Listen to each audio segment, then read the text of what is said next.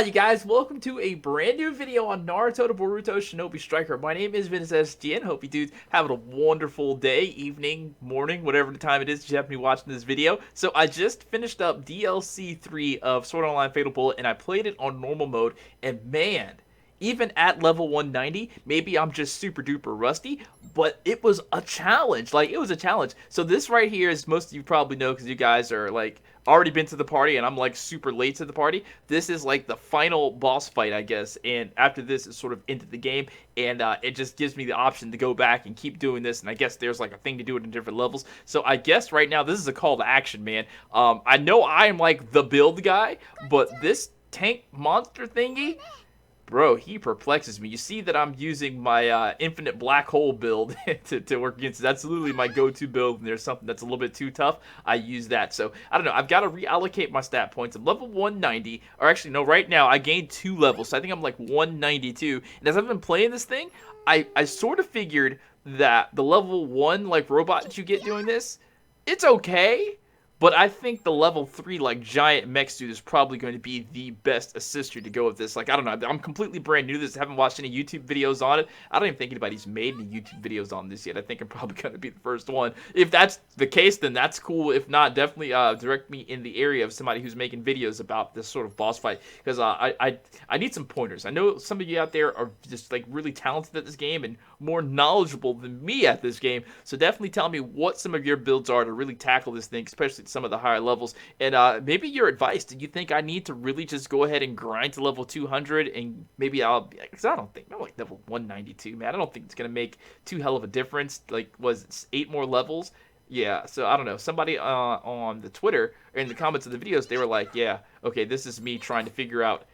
I feel like such a noob. So literally what I did, I ran all the way back trying to figure out, okay, maybe this one doesn't have the big robot, maybe this one doesn't have the spider, because the only thing I knew was from like a little preview video of the DLC that you're supposed to be able to get different types of robots. So I literally didn't know until I actually went all the way down to the back, and I looked up. I said, wait a minute, that says rank 1, and it gives me a little gauge. So maybe I have to rank up to get bigger monsters or bigger robots to help me. So that's what I'm doing right here. Super boring part. I'm sorry for that. But I do figure it out, and I don't know. I think that maybe it'll be easier on a higher level, or maybe it'll just get easier as I play it just a little bit more. Right now, my build, I've been so lazy. I didn't really want to change my build, and I guess there's with good reason, because right now the build that I'm running with, except for this rocket launcher, doesn't have any experience like boosters on it. Just everything that I've got right now just has experience boosters on it, with the exception of this rocket launcher thing. I was running with my photon blade and pistol. I'm actually loving that photon blade and pistol. Now that I've been using it a lot to level up,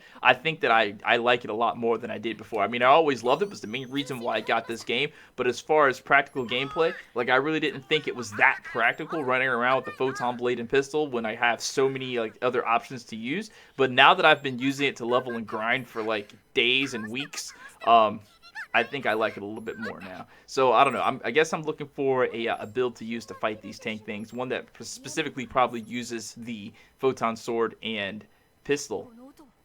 This is normal mode too, and I'm kind of afraid to try this thing on extreme mode, because is it just me?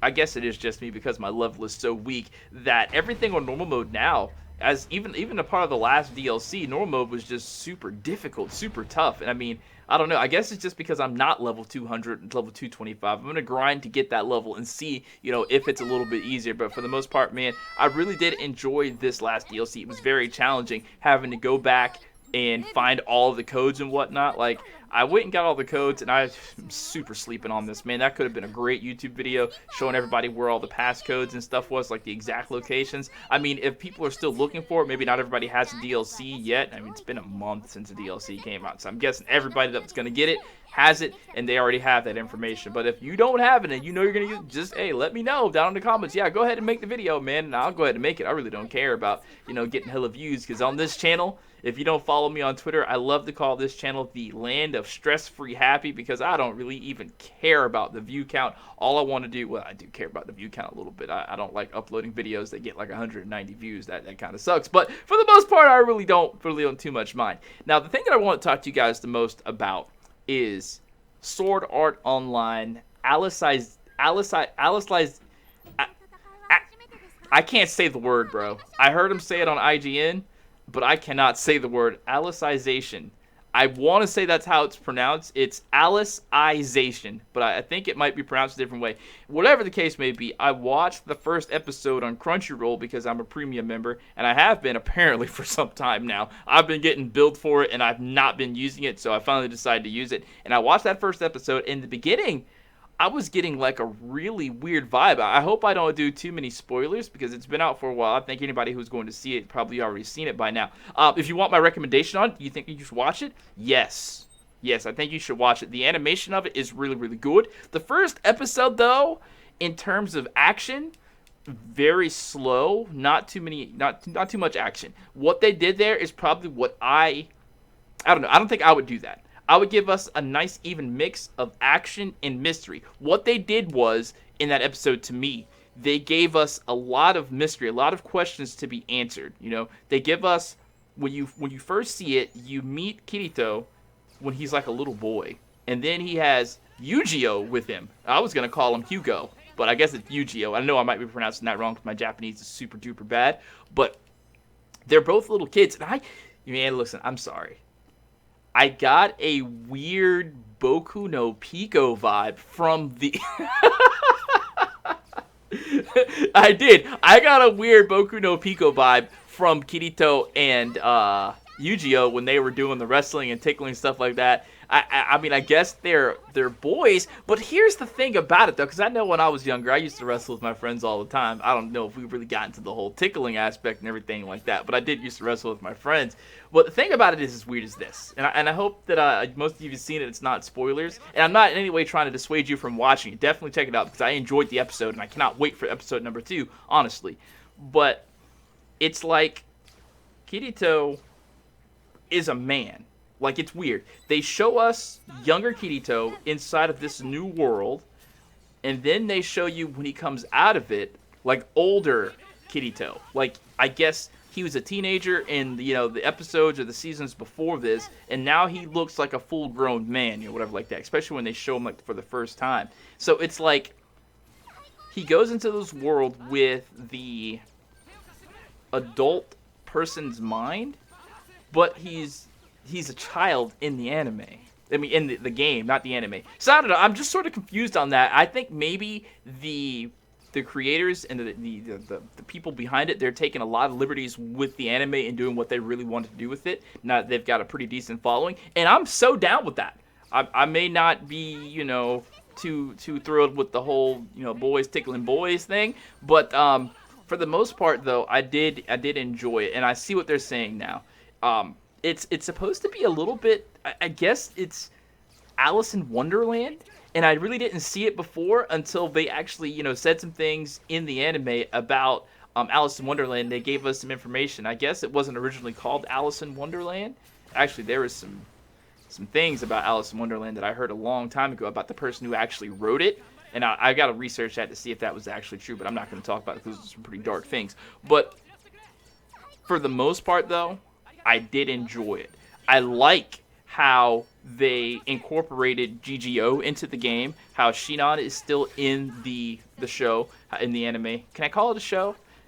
I know it's an anime, and I feel like I should call it anime, but at the same time I want to call it a show because it's a show that I watch. So they've got Shinon in there, they've got Asuna in there. Asuna's not playing a really big part. It looks like, as far as the first episode go, it looks like it's just going to be Kirito and Yu-Gi-Oh! And what was interesting about that is when I first opened this DLC pack and played it, Yu-Gi-Oh! Appeared with Alice, and they were wearing their, whatever they're wearing, however they're wearing it.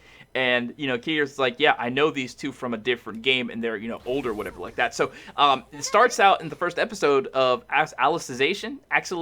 I want to call it Alicization. That's what I really want to call it, but I know that's not how it's pronounced.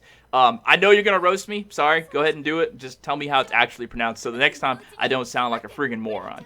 But it was like, she gets taken away because she broke, like, some stupid law or whatever, and I don't know how it's going to be about her. Maybe she's going to get her own, like, segment, and, we're going to see the story through her eyes. That much is not being, showed to us yet.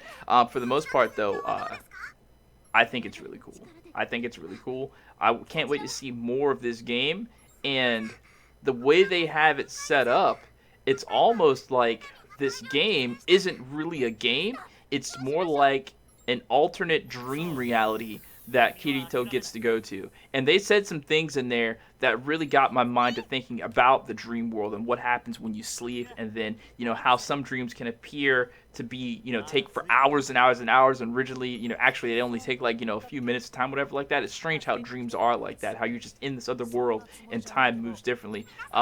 Little bit about me, man. There was a time in my life where and this is really sad, and I don't feel sorry for me. Actually, feel pathetic. Make me like think I'm pathetic for this, but I was at such a low point in my life where I would want to go to sleep so I can experience the dream world. Wouldn't happen all the time, but in the dreams is where I really felt very comfortable at. I don't know if most of you can, if any of you can feel like, you relate to that or whatever like that, but it's just like sometimes I can go into the dream world and I can be happy, especially when it's those longer dreams. It wouldn't always happen, but when it happened, I'd be happy, and I just want to stay in that place because that place was just free from all the burdens and restrictions and just the bad stuff that I was just going through at the time of my life. So I really just enjoy being in Dream World, and it looks like they've done that with this anime. They've put Kirito in this world, and now he can't remember, what happens whenever he comes out. I think that's kind of weird or whatever like that. But I can't wait to see where this goes. Now, as far as Sword Art Online Fatal Bullet goes, because I know this is a gaming video, and I want to talk about the game. I hope I can transition into making full reviews about SAO, but I've tried that in times past, and it's just not been received well. But I'm going to try if you guys are willing to, be with me, and, because I want to do it. I like watching the anime, and I like talking about the anime with you guys. But it looks like they're not going to give us another Sword Art Online game next year, but in fact, they're just going to make an expansion, and they're going to do the crossplay or whatever like that. And I wonder if this expansion is going to have its own set of DLC. Because not going to lie to you, I like the way Fatal Bullet is set up. I love the way Fatal Bullet is set up. I love the artwork. I wouldn't mind a new Sword Art Online game that's not Fatal Bullet, but at the same time, if we don't, I'm still good. Because I like the way Fatal Bullet plays. And I love playing the game again after I played this DLC. Alright, so that's it, man. Just tell me your thoughts down in the comments below, and I guess we'll chop it up. See ya.